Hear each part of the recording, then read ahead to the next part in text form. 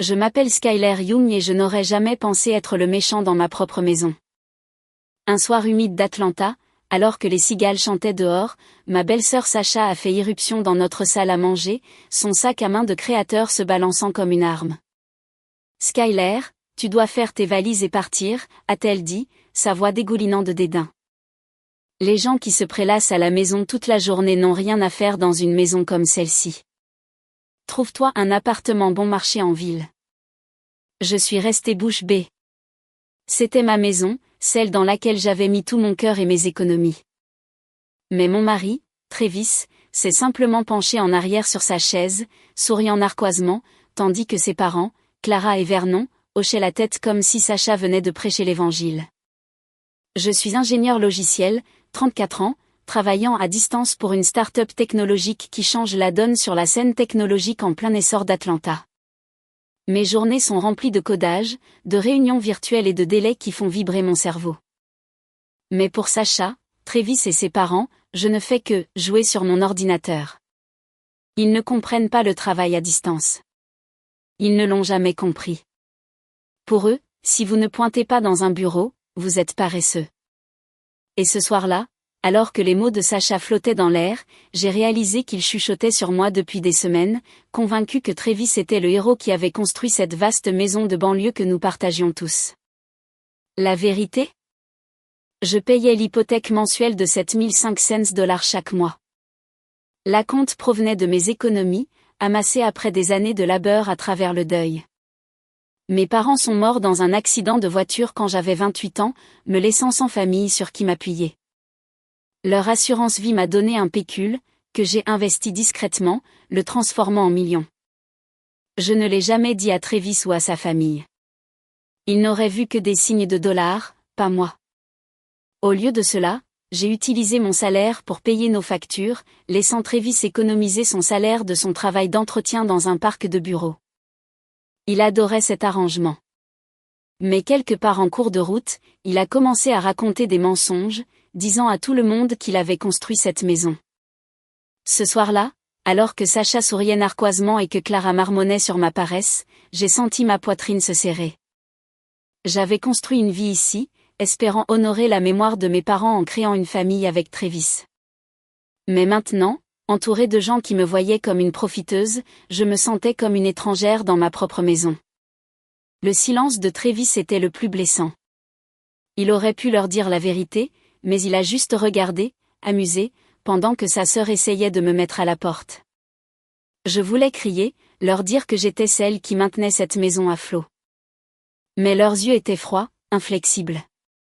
C'est alors qu'une étincelle de colère a jailli en moi. S'ils voulaient que je parte, très bien. Mais ils apprendraient bientôt ce qui arrive quand on mord la main qui paie les factures. J'ai rencontré Travis dans la période la plus sombre de ma vie. C'était un après-midi pluvieux à Atlanta, et je me tenais dans le couloir de mon ancien bureau, regardant par une fenêtre, essayant de cacher les larmes qui montaient. Mes parents venaient de mourir, leur voiture ayant dérapé sur une autoroute glissante une nuit, et le deuil m'a frappé par vagues. J'avais 28 ans, seule, sans famille à qui me rattacher. Travis, un agent d'entretien qui nettoyait notre parc de bureaux, m'a remarqué. Je l'avais déjà vu, grand avec un sourire chaleureux, mais nous n'avions jamais parlé. « Ça va ?» a-t-il demandé, la voix douce. Je ne sais pas pourquoi, mais j'ai tout déballé, mes parents, l'accident, le vide. Il a écouté, les yeux bienveillants, et a dit qu'il était proche de ses propres parents, Clara et Vernon. Je n'imagine pas les perdre, a-t-il dit. Tu es forte de porter ça. Après ça, on a commencé à discuter à chaque fois qu'il était dans le bâtiment. Les petites conversations se sont transformées en pause café, puis en dîner dans des restaurants de barbecue sans prétention à Atlanta. Travis était facile à vivre. Il ne me poussait pas à surmonter mon deuil, il me laissait simplement être. En quelques mois, nous sortions ensemble, et il m'a présenté à Clara et Vernon, qui m'ont accueilli comme une fille. Ils connaissaient ma perte et m'ont invité à leur confortable maison de 2 catures pour les dîners du dimanche, comblant un vide que je pensais ne jamais se refermer. Travis et moi nous sommes mariés 1 an plus tard. Pas de demande en mariage grandiose, juste un accord tacite que nous étions mieux ensemble. Nous avons loué un petit appartement près de ses parents, et la vie semblait de nouveau possible. J'ai quitté mon travail de bureau et pris un poste à distance dans une start-up technologique, voulant de la flexibilité au cas où nous aurions des enfants un jour. Mon salaire est resté le même, alors j'ai proposé de payer nos factures loyer, courses, services publics pendant que Travis économisait son salaire. Il travaillait dur mais gagnait moins, et ça ne me dérangeait pas. « Tu es doué avec l'argent », disait-il en souriant. « Je te fais confiance. » Je pensais que nous étions une équipe, mais Travis n'a jamais vraiment compris ce que je faisais. Pour lui, mon travail consistait simplement à taper sur un ordinateur portable. Il rentrait de son service, me voyait en visioconférence et plaisantait, ça doit être sympa de se la couler douce toute la journée. Je le prenais à la légère, mais les commentaires commençaient à s'accumuler comme des cailloux dans ma chaussure. Les choses ont changé lorsque la maison de 2 quatures de Clara et Vernon a été détruite par une inondation. Ils étaient indemnes, Dieu merci, mais ils avaient tout perdu, photos, souvenirs de famille. Pendant des semaines, ils sont restés dans notre appartement exigu, le visage lourd de chagrin. Je leur cuisinais, faisais le ménage, essayais de les faire sourire, me souvenant comment ils m'avaient aidé à traverser ma propre douleur. Mais ils n'arrêtaient pas de s'excuser, disant qu'ils ne voulaient pas nous être un fardeau. Travis et moi en avons discuté un soir, et j'ai suggéré que nous construisions une maison assez grande pour nous tous. J'économisais depuis des années, séparément de notre compte joint, et je pensais qu'une hypothèque avait du sens. Travis a accepté, et Clara et Vernon se sont illuminés à l'idée. Nous avons trouvé un terrain dans une banlieue tranquille d'Atlanta et avons commencé à planifier. Je ne savais pas alors que Travis était déjà en train de réécrire notre histoire, racontant à tout le monde que c'était lui qui rendait tout cela possible. Construire la maison était censé nous rapprocher, mais ça nous a séparés. La maison était mon idée, une maison moderne de 2 étages avec de grandes fenêtres et un porche enveloppant, parfaite pour les réunions de famille. J'ai versé l'acompte de mes économies et contracté une hypothèque à mon nom, sachant que mon travail dans la technologie pouvait gérer les mensualités de $7 500. Clara et Vernon voulaient des aménagements comme une douche à l'italienne pour leurs genoux vieillissants, et Travis a insisté sur un home cinéma, disant « Si on le fait, faisons-le bien ». Les coûts ont explosé, mais j'ai accepté, pensant que nous y vivrions pour toujours. Ce que je n'avais pas prévu, c'est que Travis s'en attribuerait tout le mérite. Il s'est vanté auprès de Clara et Vernon, disant « Je vous construis un palais ». Il rayonnait, le remerciant à chaque occasion, tandis que j'étais assise là, mes contributions invisibles. J'ai demandé à Travis d'arrêter, disant « Dis-leur simplement que c'est moi qui paie ». Il me repoussait d'un geste de la main. « Ce n'est pas grave, Skyler. Laisse-moi ça. » Mais c'était grave. Clara et Vernon ont commencé à laisser entendre que je devrais être reconnaissante envers Travis de me laisser vivre dans sa maison. Je me mordais la langue, ne voulant pas les blesser, mais le ressentiment grandissait. Puis j'ai surpris Travis en train de mentir ouvertement. Il a dit à ses parents qu'il travaillait dans mon ancienne entreprise technologique, non pas comme agent d'entretien, mais comme un ponte de l'entreprise. Je l'ai entendu un soir raconter des histoires sur des réunions auxquelles il n'avait jamais assisté. Quand je l'ai confronté, il a haussé les épaules. « C'est juste pour parler, Skyler. Ils sont fiers de moi. » Mais ces mensonges me faisaient passer pour la sangsue. Clara et Vernon, qui avaient été si gentils, ont commencé à me regarder avec méfiance, comme si je profitais de leur golden boy. Quand nous avons emménagé dans la maison, leur attitude s'est durcie. Ils ne comprenaient pas le travail à distance, pensaient que je m'amusais parce que je ne faisais pas la navette. Clara faisait irruption dans mon bureau à domicile en pleine visioconférence, disant « Skyler, la vaisselle ne se fera pas toute seule. » Vernon grommelait « Travis travaille si dur et tu es juste assise là. » Travis ne les corrigeait pas. Il se plaignait à eux à la place, disant que j'étais toujours sur ce satané ordinateur portable. J'ai commencé à travailler dans des cafés du centre-ville juste pour échapper à leur pique. J'ai supplié Travis de leur dire la vérité, que mon salaire payait leur style de vie, mais ils s'emportaient. « Laisse tomber, Skyler. Ils sont de la vieille école. » Puis Sacha est arrivée. Elle avait vécu à Miami, soi-disant réussissant brillamment en tant qu'organisatrice d'événements, mais est revenue en ville avec des histoires de démission pour poursuivre ses rêves. Clara et Vernon l'adulaient, et elle n'a pas perdu de temps pour me prendre pour cible. Skyler ne fait que jouer à des jeux sur son ordinateur toute la journée, disait-elle assez fort pour que je l'entende. Elle a même répandu le mensonge que j'étais femme de ménage dans l'entreprise de Travis, inversant nos rôles pour me faire paraître pathétique. Je voulais crier la vérité, mais ils ne m'auraient jamais cru face à leur précieux Travis. Chaque dîner que je leur préparais, je le mangeais seul dans ma chambre pendant qu'ils riaient à table, la voix de Sacha la plus forte. Je me noyais dans ma propre maison, et personne ne s'en souciait. J'ai atteint mon point de rupture une nuit d'été étouffante. Sacha vivait avec nous depuis une semaine, bouleversant ma vie. Elle avait pris la chambre d'amis, mais ce n'était pas assez. Pendant le dîner, elle s'est penchée sur la table, les yeux brillants. « Skyler, je reste ici pour de bon », a-t-elle dit. « Cette maison est trop belle pour quelqu'un qui ne travaille même pas. Tu devrais déménager. Prends un studio quelque part. » Clara a applaudi, disant « C'est une excellente idée. Tu es à la maison toute la journée, Skyler, à ne rien faire. » Vernon a hoché la tête. Et Travis, il a juste ri comme si c'était une blague. Je me suis levée, ma chaise raclant le sol. « C'est ma maison, ai-je dit, la voix tremblante. J'ai payé la compte. Je paie l'hypothèque de 7500 $ chaque mois. Mon salaire couvre toutes les factures de cet endroit. » La pièce est devenue silencieuse, mais seulement pour une seconde. Sacha a ricané. C'est un mensonge. Travis a construit cette maison. Clara et Vernon ont renchéri, me traitant d'ingrate, de délirante. Le visage de Travis a rougi, mais au lieu de me soutenir, il a crié « Arrête d'inventer des trucs, Skyler. » Il a sorti des papiers de divorce déjà remplis et les a jetés sur la table. « Signe ça ou mets-toi au pas. » J'ai regardé ces papiers, mon cœur battant à tout rompre. J'avais fait des pieds et des mains pendant des années, payant pour leur vie, avalant leurs insultes. Et maintenant, ça. J'ai pensé à mes parents, à la façon dont ils m'avaient élevée pour que je me tienne droite. Et quelque chose a cédé. S'ils voulaient que je parte, je partirais, mais pas en silence. Très bien, ai-je dit, la voix maintenant stable. Je signerai, et je mettrai la maison et l'hypothèque au nom de Travis. Ses yeux se sont illuminés, pensant qu'il avait gagné. Il n'avait aucune idée de ce qui allait arriver. J'ai passé la semaine suivante à planifier.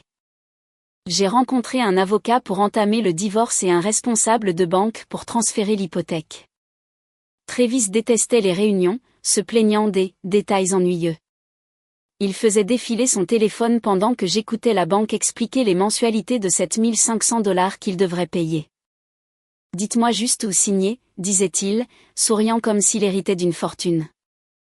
Je l'ai prévenu. « Travis, cette hypothèque est énorme. Tu es sûr de pouvoir la gérer ? » Il a ri.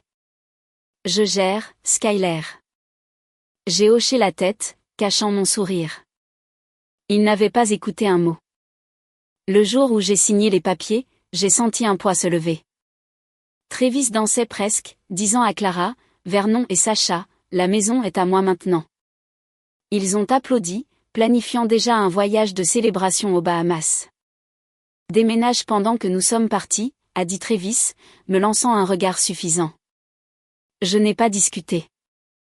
J'ai commencé à faire mes valises, mais pas comme il le pensait. Chaque meuble, chaque appareil que j'avais acheté avec mon argent, je l'ai tout vendu. Le canapé, le frigo, la table de salle à manger où ils s'étaient moqués de moi. Au moment où ils sont partis pour leur voyage, la maison était à moitié vide et j'étais partie. Je ne suis pas seulement partie, j'ai tout recommencé. Le divorce finalisé et la maison retirée de mes épaules, j'ai utilisé mes millions d'investissements pour acheter un penthouse en copropriété dans le centre-ville d'Atlanta. Des baies vitrées du sol au plafond, une cuisine élégante, un balcon avec vue sur les toits de la ville. C'était tout ce que l'ancienne maison n'était pas. J'avais passé des années à décorer cette maison selon les goûts de Clara et Vernon, des tons neutres et des rideaux à fleurs. Ce condo, c'était le mien. Des couleurs vives, de l'art moderne, un coin douillet pour mon installation de codage. Pour la première fois depuis des années, j'avais l'impression de pouvoir respirer. J'avais gardé mon investissement secret, même de Travis. Après la mort de mes parents, leur assurance vie m'a donné une somme forfaitaire, et je l'avais investie en actions et en immobilier, apprenant les ficelles grâce à des recherches nocturnes. C'était mon filet de sécurité, mon rêve d'une retraite anticipée avec Travis. Mais il avait montré son vrai visage, et j'étais contente de ne jamais lui avoir dit. Si Clara, Vernon ou Sacha l'avaient su, ils s'en seraient emparés comme des vautours. Au lieu de cela, je l'ai utilisé pour construire une vie qu'ils ne pouvaient pas toucher. Je me suis installée dans mon condo, me suis inscrite à un studio de yoga dans le centre-ville et à un cours de cuisine dans un marché local. Mes voisins étaient des artistes, des entrepreneurs, des gens qui ne me jugeaient pas pour mon travail à domicile. Je sirotais un café sur mon balcon, regardant la ville se réveiller, et je ressentais une paix que je n'avais pas connue depuis des années. Le stress de vivre avec la famille de Travis, leurs remarques désobligeantes, leurs demandes sans fin, s'est dissipé. J'étais libre, et c'était comme un cadeau. Pendant ce temps, Travis et sa famille étaient en voyage aux Bahamas, inconscients de la tempête qui les attendait. Je n'ai pas eu de leurs nouvelles jusqu'au soir de leur retour. Mon téléphone a vibré alors que je me détendais avec un verre de vin, et le nom de Travis est apparu à l'écran. J'ai failli l'ignorer, mais la curiosité l'a emporté. « Skyler, où sont les meubles ?» a-t-il crié. « Le frigo, la télé. »« Où sont mes affaires ?» Je me suis penché en arrière, souriant.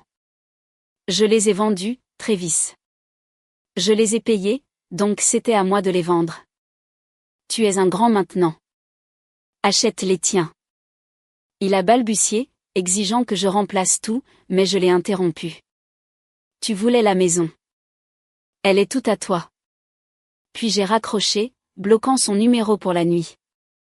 J'avais passé des années à porter leur poids. Plus maintenant. Un mois plus tard, Travis a rappelé. Je rentrais du yoga, les muscles détendus et l'esprit clair, quand son numéro est apparu. J'ai répondu, pensant que c'était peut-être pour des papiers de divorce restants. Au lieu de cela, il criait, « C'est quoi ce bordel, Skyler ? 7500 $ par mois pour la maison. » Je me suis arrêtée sur le trottoir, un rire montant en moi. Il avait enfin ouvert un relevé d'hypothèque. La banque l'a expliqué, Travis, ai-je dit. Tu as signé les papiers. Il a crié, je pensais que le prêt était remboursé. Pourquoi ne me l'as-tu pas dit? J'ai levé les yeux au ciel. Je l'ai fait. Tu étais trop occupé à jouer sur ton téléphone pour écouter. Il a continué à fulminer, disant que l'assurance inondation de Clara et Vernon aurait dû le couvrir, mais je l'ai fait taire. Cette maison a coûté des millions, Travis. Tu pensais qu'elle était gratuite? Il s'est tu, puis a essayé une nouvelle tactique. Tu ne peux pas aider? Juste payer quelques mois jusqu'à ce que je m'en sorte? Je l'ai imaginé dans cette maison à moitié vide, Clara et Vernon se chamaillant, Sacha complotant. Non, ai-je dit. Tu voulais être le grand homme. Gère ça. Avant qu'il ne puisse supplier, j'ai ajouté, au fait, je suis dans un condo de luxe maintenant. Les investissements ont payé. Son silence était plus doux que n'importe quelle excuse. Travis a continué d'appeler au cours des semaines suivantes, chaque fois plus désespéré. J'ai ignoré la plupart de ses appels, mais un message vocal a filtré. Skyler, s'il te plaît, disait-il, la voix brisée. La banque envoie des avis. Qu'est-ce que je fais? Je n'ai pas rappelé. Il avait fait son lit, et je n'allais pas le border. Je me suis concentré sur ma vie, codant pour ma start-up, perfectionnant ma recette de poulet jerk, organisant des soirées-jeux avec mes voisins. Atlanta était vivante, et moi aussi. Mais le monde de Travis s'effondrait. J'ai appris par un ami commun qu'il avait ignoré les avertissements de la banque, pensant que quelqu'un d'autre s'occuperait de l'hypothèque.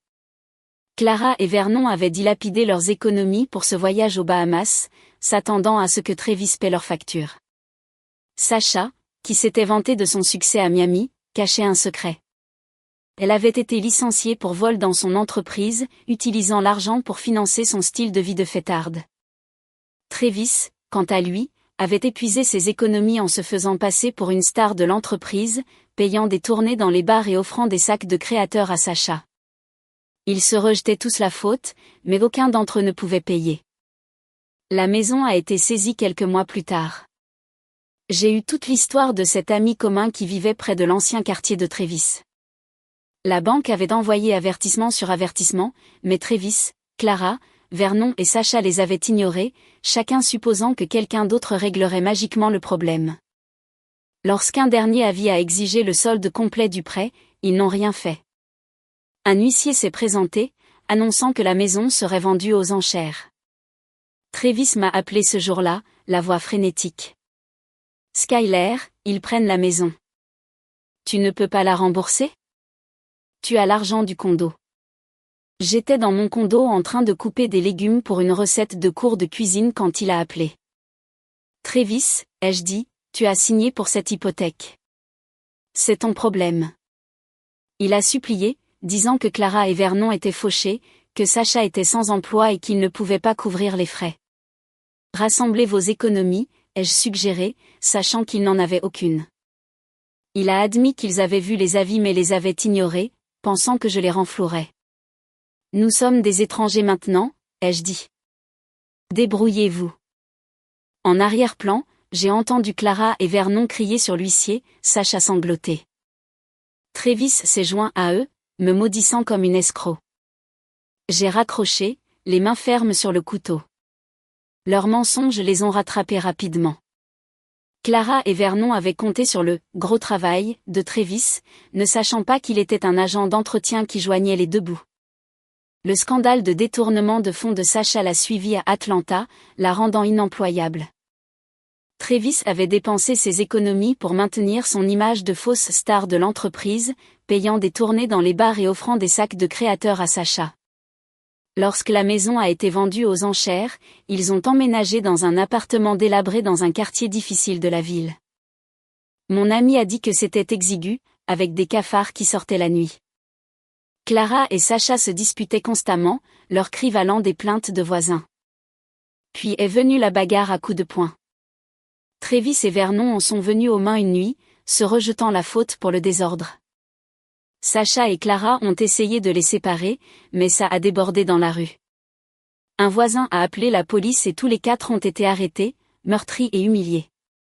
L'histoire a fait les gros titres locaux, et les collègues de Travis ont commencé à chuchoter. Il a gardé son travail, mais il était sur la sellette, coincé à travailler pour soutenir sa famille dans cet appartement infesté d'insectes. Ils ont essayé de chercher du travail, mais Clara et Vernon se sont heurtés à des patrons, et le passé de Sasha l'a tenu à l'écart du travail. Ils étaient piégés, vivant du salaire de Travis, leur fierté en lambeaux. Je ne me suis jamais sentie aussi vivante que maintenant. Mon condo est mon sanctuaire, rempli des rires d'amis qui ne me jugent pas pour coder en pyjama. Je maîtrise des postures de yoga, je grille des tacos aux crevettes pour mes voisins et je prévois un voyage en solo à Savannah pour flâner dans ces rues historiques. Atlanta est ma maison, mais je vis enfin pour moi. Travis et sa famille ? Ils sont un vague souvenir, comme un mauvais rêve qui s'estompe au petit déjeuner. J'ai entendu dire que Travis demandait partout pour trouver mon adresse, mais le concierge de mon immeuble refoule les étrangers. Mes amis me tiennent au courant, m'avertissant de rester sur mes gardes, mais je n'ai pas peur. J'ai construit une vie qu'ils ne peuvent pas toucher. En y repensant, je vois comment j'ai laissé la famille de Travis ternir ma lumière. Je suis restée silencieuse pour maintenir la paix. J'ai payé leurs factures pour me sentir nécessaire, aimée. Mais l'amour n'exige pas que l'on se rapetisse. Quitter cette maison, signer ces papiers, a été la chose la plus difficile que j'ai jamais faite, et la meilleure. J'ai retrouvé ma voix, ma vérité, ma vie. Travis, Clara, Vernon, Sasha. Ils récoltent ce qu'ils ont semé, se rejetant la faute dans cet appartement en ruine. Je ne leur souhaite aucun mal, mais je ne porte plus leur fardeau. La mémoire de mes parents vit en moi, dans le courage que j'ai trouvé pour m'éloigner. À tous ceux qui ont suivi mon histoire, merci. Vous avez été avec moi à travers la trahison, le chagrin et une victoire durement acquise. Si cela a résonné en vous, appuyez sur ce bouton d'abonnement et rejoignez notre communauté où chaque histoire est une étincelle de vérité, de résilience et de renaissance. Continuez à tracer votre propre chemin, et je vous retrouverai à la ligne d'arrivée.